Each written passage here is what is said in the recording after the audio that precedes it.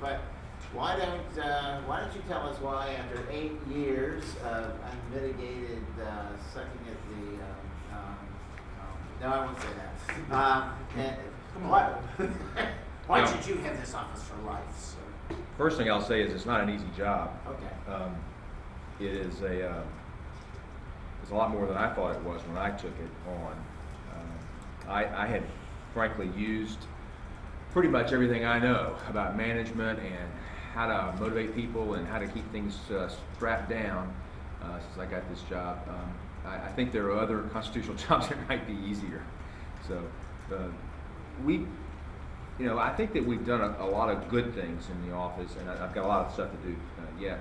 But one of the biggest change I think we've made is make the culture of the place different, so that our employees feel like it's their job to help the customer, which we didn't have that word around before.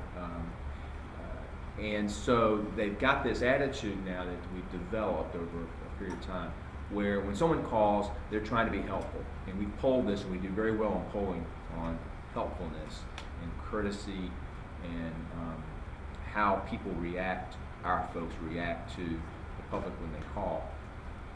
So we've had a real culture change in the last period. And our goal, as we state, and there's a mission statement there on the back of that handout, our goal is to earn their trust. So we want them to say, we may not like what the assessor has told us or what the property appraiser told us. We may not like his valuation, but we certainly understand that he tried to do the right thing, he or she tried to do the right thing, and that we understand what they're trying to say to us. We don't always win that little fight there. Some people go away mad. As you can imagine, when you're dealing with when you're in somebody's pocket, they don't like it very much, right? And that's our job, is to extract, coerce, money from people to the extent that the assessment is doing that. Now, of course, the assessment's only half the equation. We have no control over what the tax is going to be. The taxing authority set the tax. We just do the assessment. And we're bound, obviously, by law to make the assessment starting at 100%, and then, of course, Florida has all these exemptions and exceptions and caps and various types of reductions in the assessment, which, of course, create terrible inequities in the tax code. We've done a good job, I think a very good job, of providing more and more information to the public. We do it in a number of ways. We attend neighborhood get-togethers. We go to the neighborhood conference. We go to 2 or 3 real estate conferences, the new buyers conference every year. We always send people and have a seminar at those events so that the people get information from our office. And then we do a mailer in the trim. We frankly revise all our mailings to make them clearer and easier to understand.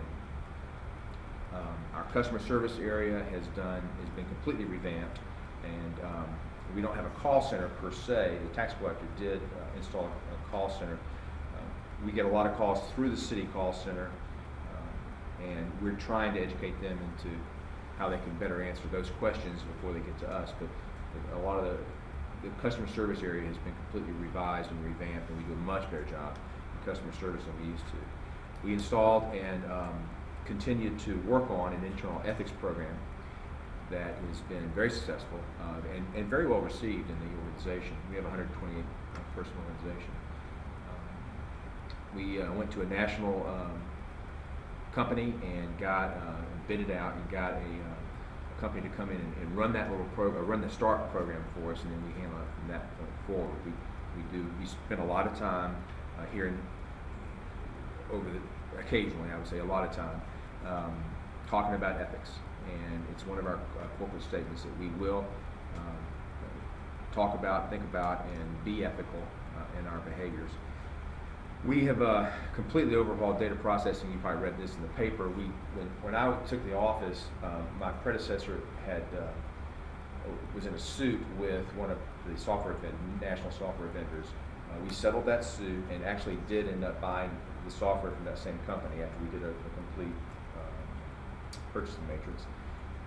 And it's been a very successful piece of software. It's graphically hugely better than the old system. The old system was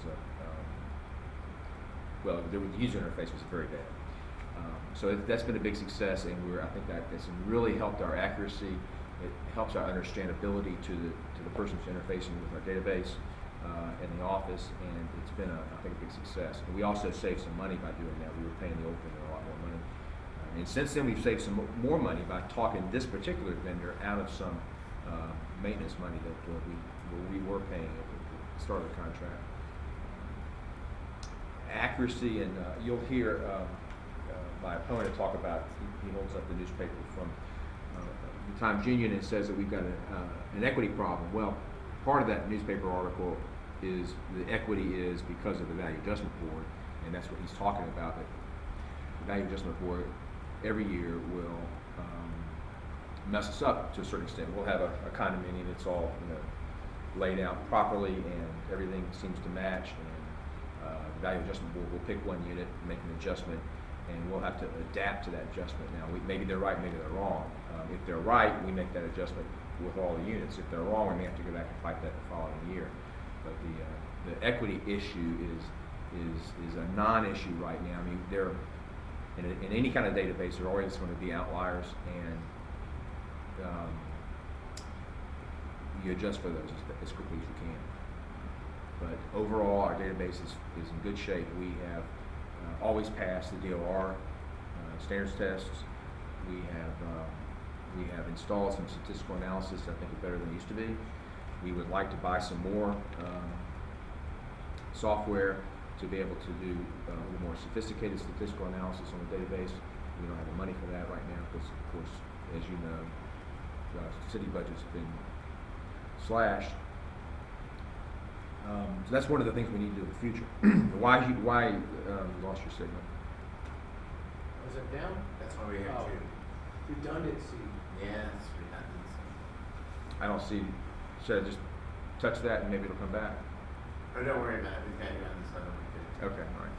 Yeah. Where was I going? Why do you want to keep me and not hire somebody else? Doing a good job. Kind of midstream on the work list. We've got lots of things we're going to do that we hadn't done yet. There's only so much you can assimilate at a certain time, or over time you have to assimilate things a little bit at a time. It's not time to change horses. There's no particular reason to fire me. I think the organization is doing well. I think I'm doing well. I'm bringing a lot of private sector ideas to this office. I was in the private sector for much, much longer than I was ever in the public sector. And so there's no reason to fire me. And the other fella touts his 27 years in this office, but he's never really managed it. He's not a manager. He's never been in private sector at all. So he has a public sector mentality, which is interesting. You'll find if you talk to him. But if you're going to fire me, you want to hire somebody that looks kind of like me anyway. Masters in public administration, college degree in business, has been in the private sector, kind of knows that side, paid a lot of taxes, and dealt with the real world, not just the public sector world for a long time. So I don't think there's any reason to fire me. I don't think there's any reason to hire him. So I would ask for your continued support.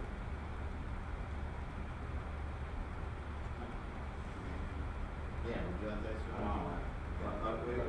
Well, actually, let me ask you a question that sort of comes to mind as we're sitting here, because obviously the tax base has been declining recently. And will continue to decline this year.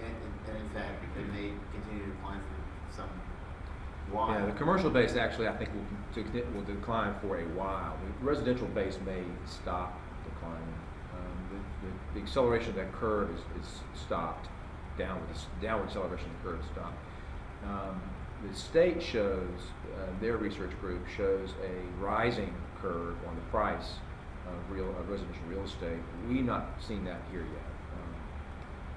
What we see is a continued bumping along what we think is a bottom. on the residential side. The commercial side's got a lot of problems. The commercial side is, we got some huge vacancy issues downtown, particularly. A lot of our A space is doing okay, but our B space and C space is not doing well. And in the strip center business, you'll see a lot of vacancies and a lot of giveaways by owners. And I mean, I've seen a lot of things that just got built and they're empty. They're just sitting there. We talked to Tony Slaman, who does strip centers, and he'll tell you that, you know, vacancy is a huge issue. Of course, vacancy relates directly to income. And now we value, by the way, before you ask me a question, we value all commercial property the same way the private sector does. We take the income stream and divide it by a discount factor, or that relates to risk. So, and we assume those streams of income are going in perpetuity. We're not allowed by law to use this kind of cash flow analysis to value real estate, which is what an investor would do if he or she were making an investment. So we can't use that. We have to assume, straight line into the perpetuity of cash flow. Anyway, question? Well, aren't we here to do that? Yes, sir. Thank you for coming.